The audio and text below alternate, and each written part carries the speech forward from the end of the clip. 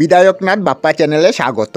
আজকের আলোচনায় আমি আপনাদের সাথে বিধায়কনাথ 10ই নভেম্বর শান্তি ও উন্নয়নের জন্য বিশ্ব বিজ্ঞান দিবস নিয়ে আমরা দেখতে পাচ্ছি এই বিজ্ঞান দিবস যেটি শান্তি ও উন্নয়নের জন্য পালন করা হয়ে থাকে সেটা বুদাপেস্টের 1919 সালের বিশ্ববিজ্ঞান সম্মেলনের ইতিবাচক ফলাফল। অর্থাৎ আমরা জানি বিশ্ববিজ্ঞান সম্মেলনটা যে হয়ে থাকে এটি প্রতি বছরই সম্মেলন হয়। 1999 সালে হাঙ্গেরির রাজধানী বুদাপেস্টে এই সম্মেলনটি হয়েছিল এবং এখানে বিশ্বের নেতারা নতুন করে শান্তি এবং উন্নতির জন্য বিশ্ব বিজ্ঞান দিবস পালন করেন, একটি ধারণা প্রদান করেন। প্রতি বছর বিজ্ঞান এবং বৈজ্ঞানিক জিনিসের ব্যবহার নিশ্চিত করে যে নতুন নতুন আবিষ্কারগুলি বিশ্ব শান্তি এবং নতুন একটি উন্নত বিশ্ব তৈরি করার জন্য যে প্রয়াসটি বিজ্ঞান সোসাইটি করেছে এটি এক ধরনের উৎসাহ হিসাবে এই দিবসকে আমরা কল্পনা করতে পারি। এবার আসি এই দিবসের ইতিহাস নিয়ে। এই দিবসটি 9ই নভেম্বরের সাথে সম্পর্কযুক্ত। আমরা জানি পৃথিবীতে সবচেয়ে গুরুত্বপূর্ণ জিনিস যেটি আছে সেটি হলো শান্তি। আমাদের কাছে সবকিছু থাকা সত্ত্বেও যদি আমাদের কাছে শান্তি না থাকে তবে আমাদের জীবনটা দুর্বিষহ বলে মনে হবে। উক্ত দিবসটি শান্তি ও উন্নয়নের সম্পর্কে যুক্ত।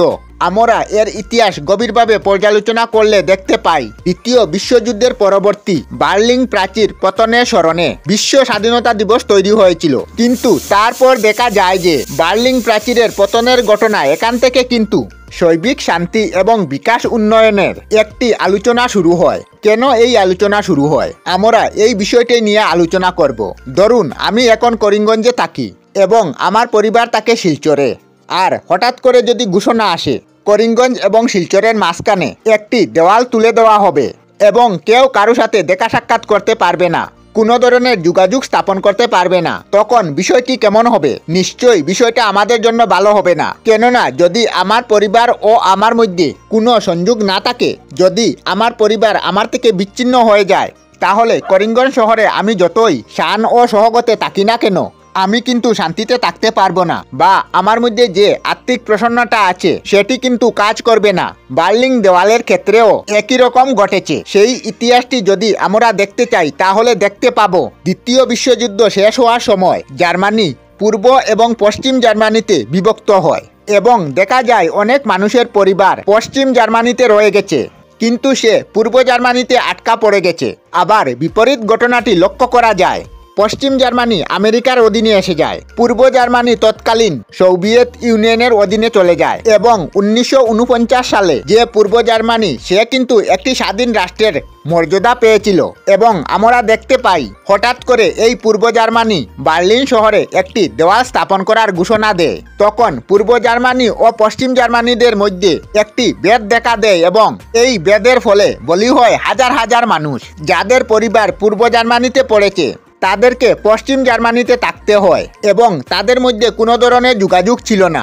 এর ফলে 1961 সাল থেকে 1989 সাল পর্যন্ত প্রায় 5000 মানুষ কোনোরকম দেওয়াল অতিক্রম করে তাদের পরিবারের সাথে মিলার একটি প্রচেষ্টা করেছিল অথবা পালিয়ে যাওয়ার চেষ্টা করেছিল এবং পালাবার সময় অনেক মানুষ নিহত হয়।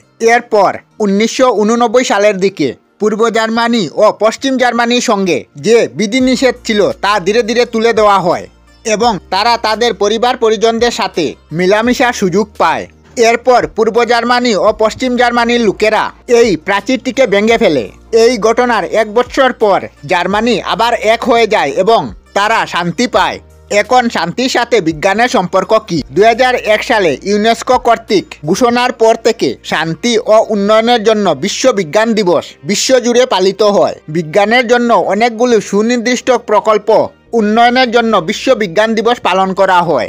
এটি আন্তর্জাতিকভাবে সমাজের বিজ্ঞানের গুরুত্বপূর্ণ ভূমিকাকে তুলে ধরে এবং প্রতি বছর 10ই নভেম্বর এই জিনিসটি উদযাপনের মাধ্যমে নতুন নতুন যে জিনিস আবিষ্কার এবং উদীয়মান বিজ্ঞানীগণ যে আবিষ্কার হয়েছে, উদীয়মান বিজ্ঞানী যারা হয়েছে তাদেরকে নতুন নতুন বিষয়ে আলোচনার জন্য একটি কন্টেক্সচুয়াল ডিবেটের জন্য তাদের এই জায়গায় জড়ো করা হয় এবং উৎসাহিত করা হয়। একই সাথে বিজ্ঞানিক যে বিষয়গুলো আলোচিত হচ্ছে সেগুলি জনসাধারণের মধ্যে ছড়িয়ে দেওয়া ও এই দিবসের একটি অন্যতম গুরুত্বপূর্ণ লক্ষ্য। আমরা আমাদের চ্যানেলে সব ধরনের ভিডিও আপলোড করি, যেমন ব্লগ, নিউজ, কুকিং ভিডিও, ধার্মিক আলোচনা ইত্যাদি। যদি আপনারা এই ধরনের ভিডিও দেখতে পছন্দ করেন তাহলে এই চ্যানেলটি নিশ্চয়ই সাবস্ক্রাইব করবেন। আমি আপনাদের সাথে বিদায়ক না, আজকের মতো বিদায় নিলাম। আর ভিডিওটি ভালো লাগে লাইক, শেয়ার ও কমেন্ট করবেন। ভিডিওটি সম্পূর্ণ দেখার জন্য অশেষ ধন্যবাদ।